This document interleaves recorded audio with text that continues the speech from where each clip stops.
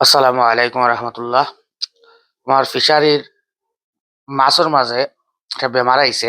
এটা শীতর সময় আয়, খানখা ফসা বা লেজর সাইডে দি ফসা দাগ ধরিলায়, লাল লাল দাগ হয়। তো এই বেমারের ঔষধ হইল বায়োগার্ড। তো এটা আমরা মারমু, মানে মারার সিস্টেম হইল গিয়া আপনার, এটা মারার সিস্টেম হইল গিয়া আমরা 40 লিটার পানির মাঝে আধা কেজি পাউডার মিক্স করমু। মিক্স করিয়া বালা করে মিক্স করি আমরা পানির মাঝে ছিটাইয়া দিলাইমু। আর এই বেমারটা উৎপত্তি হয় এই ঠান্ডা থেকে, বেশি ঠান্ডা থেকে, এবং পাতা লাতা পড়ার কারণে পানির মাঝে একটা এই বেমারের রোগের সৃষ্টি হয়।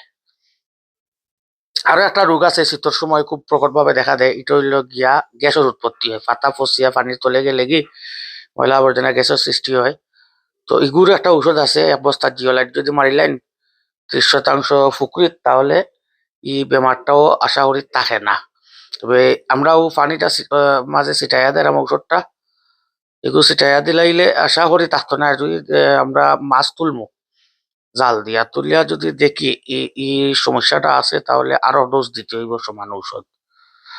আর এই পর্যন্ত, পরবর্তী আপডেট আমরা ইনশাল্লাহ আবার মাছ তুললে দেখাইমু। আল্লাহ হাফিজ।